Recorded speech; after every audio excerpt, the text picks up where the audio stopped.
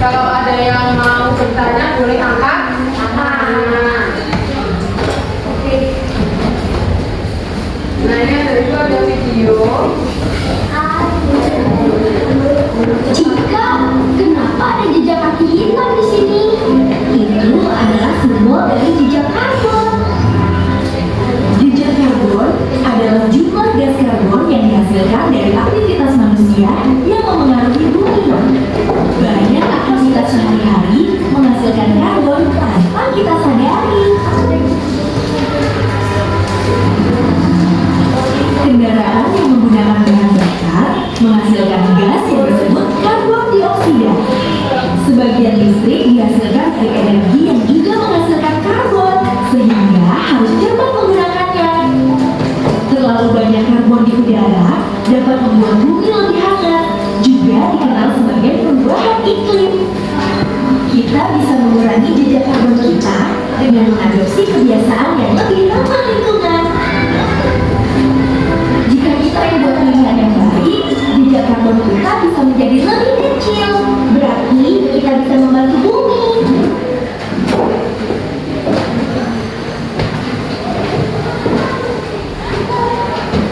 Tadi jejak karbon itu apa sih?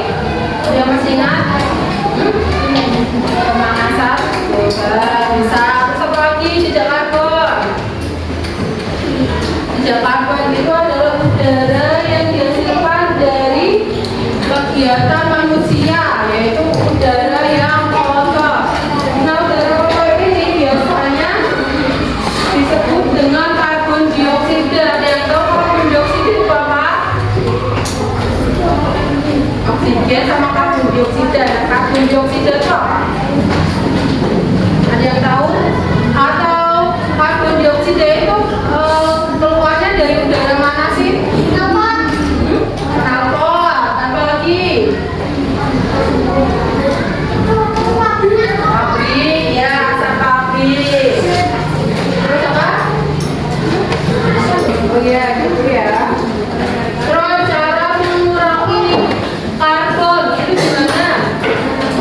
Nanam pohon, karena karbon dioksida itu adalah salah satu makanan dari pohon biar pohonnya bisa fotosintesis. Terus selain itu apa lagi? Apa? Ya, hemat listrik. Nah, jadi kita ini belajar tentang itu ya, jejak karbon. Nah, jejak karbon itu adalah gas rumah kaca atau karbon dioksida yang dilepaskan ke udara dari kegiatan sehari-hari manusia. Nah, kenapa sih dikatakan atau dinamakan gas rumah kaca? Ada yang membaca? Amat biar gak lemas. Baca. Yang keras.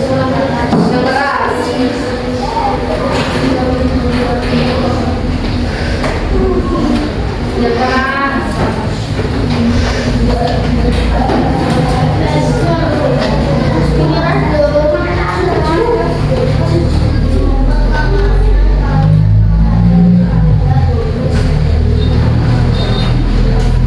Sampai sini aja, sampai sini. Makanan dan uap air. Coba yang sini ada yang mau baca?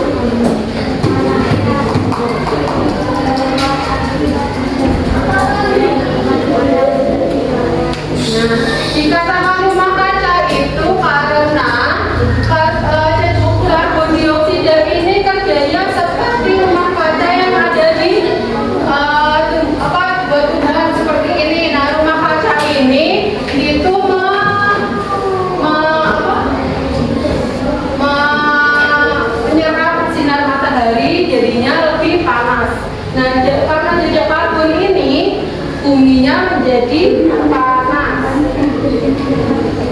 Nah, di sini ada dampak dari jejak karbon atau perubahan iklim. Yang pertama itu suhunya meningkat. Lalu karena suhunya meningkat, es kutubnya menjadi cair. Nah, karena es di kutubnya itu mencair, jadi permukaan lautnya di muka bumi itu airnya menjadi bertambah dan bisa menjadikan cuaca ekstrim. Nah, ini ada coba kalian di sini merasakan panas atau tidak? Mengalami 11 tahun cuaca terpanas dalam sejarah. Temuan ini pun kembali menegaskan tren pemanasan global yang kian mengkhawatirkan. Dalam laporan kondisi iklim global periode 2015 hingga 2025, tercatat sebagai rentang tahun dengan suhu tertinggi sejak pencatatan model dimulai. Kenaikan suhu global kini tengah mencapai sekitar 1,43 derajat Celcius di atas rata-rata era panas bumi. Pemanasan juga berdampak besar pada lautan yang menyerap sekitar 90% panas berlebih. Hal ini menyebabkan kenaikan suhu air laut berkontribusi pada peningkatan permukaan laut serta memperbesar risiko bencana bagi komunitas terutama.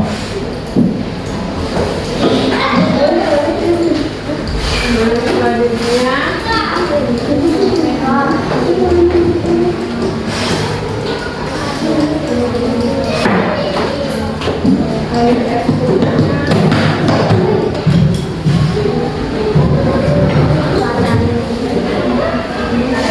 Ilmuwan iklim internasional menyatakan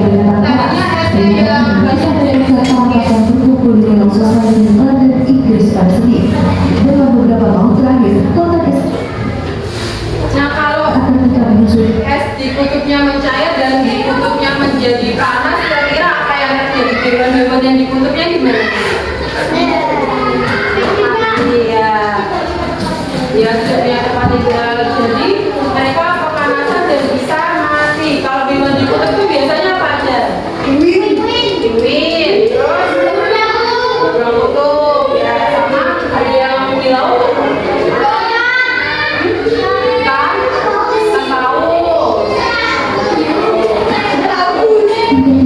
Sepanjang sejarah, sementara global cuaca ekstrim terjadi di kutub selatan terjadi jauh lebih cepat dari yang diperkirakan. Di kawasan kutub, suhu tertinggi telah mengancam habitat satwa liar seperti penguin, serta menguncang keseimbangan ekosistem. Ilmuwan menegaskan penurunan Antartika dapat memicu kenaikan permukaan laut, beberapa meter dan memberi dampak langsung terhadap hidup. Ada yang tahu ada pernah ke Pantai Kuta? Tidak. Ada yang pernah ke pantai mana aja?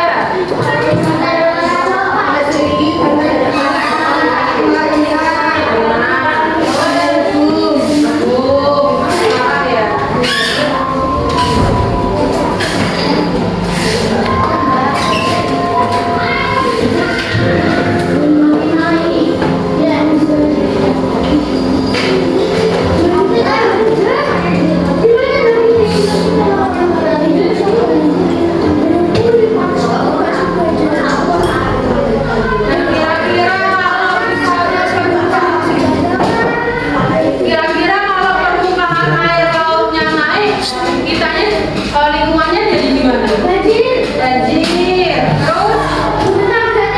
Terus tsunami bisa. Jadi nanti kalau misalnya airnya naik bisa menyebabkan korban juga. Nah, kalau misalnya airnya terus naik, nanti daerahnya bisa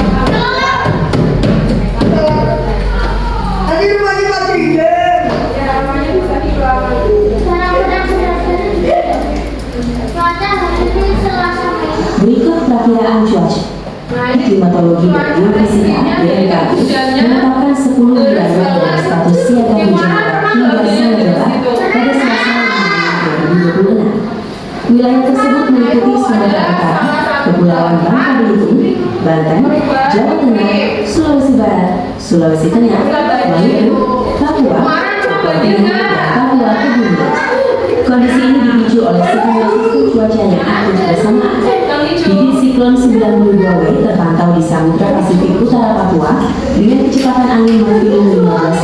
dan tekanan udara minimum 1008 hektapascal bergerak ke arah barat. Dalam 3,6 jam ke depan, bibit 92W diperkirakan akan bergerak ke barat dan belum menunjukkan peningkatan intensitas. Ujar Perakirawan BMKG Puji Sibola dalam siaran BMKG. Selain bibit siklon, sirkulasi siklonik juga terbentuk di perairan barat Laut Aceh, Selat Makassar, dan Laut Banda. Sistem-sistem Bagi penyebab efek rumah kaca atau jejak karbon itu yang pertama adalah pembakaran bahan bakar fosil. Contoh dari pembakaran bahan bakar fosil apa itu? Ada yang tahu? Pembakaran bahan bakar fosil. Sama dia bensin. Lalu ada polusi kendaraan dan pabrik. Minyak tanah termasuk, bisa. Ada bahan hutan sama sampah organik yang menumpuk. Jadi kalau kalian membuang sampah misalnya bekas makanan atau bekas jajan-jajan kalian itu bisa menyebabkan karbon dioksida atau jejak karbon. Nah, cara menguranginya ayo membacakan. Cara mengurangi jejak karbon ada apa aja?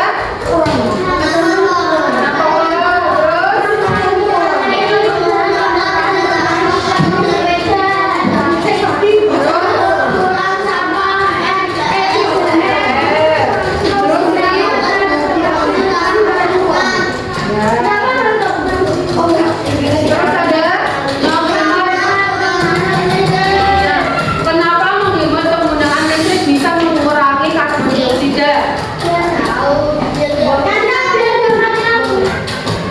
Ya, mungkin itu bisa salah satunya, tapi kenapa menghemat penggunaan listrik itu bisa mengurangi karbon dioksida? Karena listrik itu bahan bakarnya dari batu bara yang harus dibakar. Jadi pembakaran batu bara itu bisa menyebabkan karbon dioksida. Nah, dengan menghemat penggunaan listrik ini kita bisa mengurangi pembakaran batu bara. Terus mengurangi penggunaan plastik siap pakai.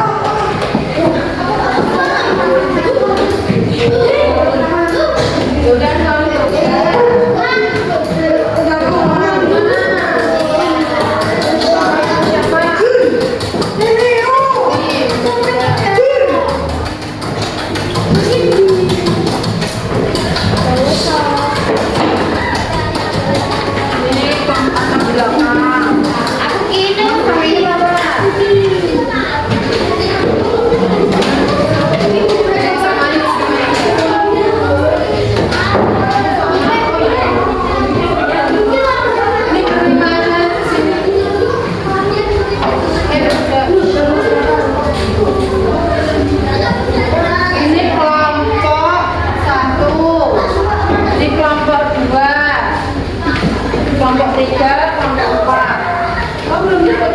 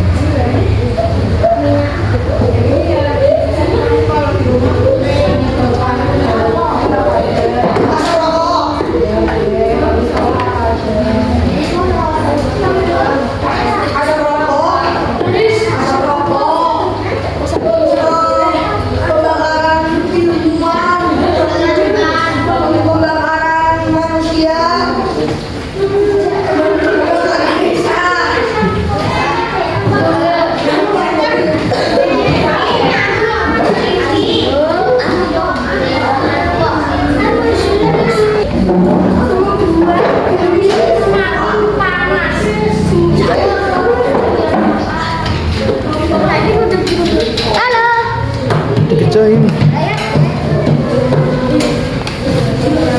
Punya kalian mana?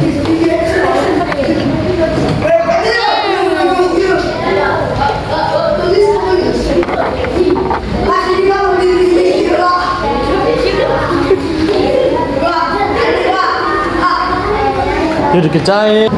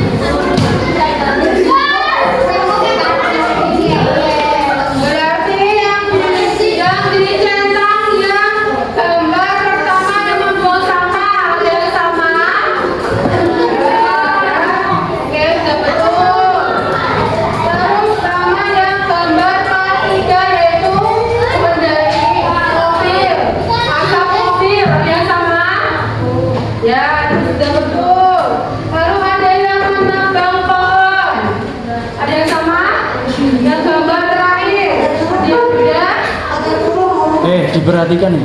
Oke, jadi ini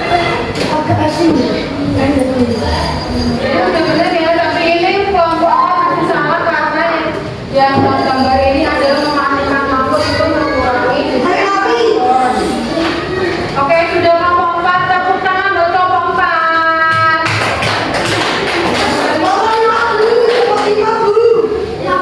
Udah, cukup.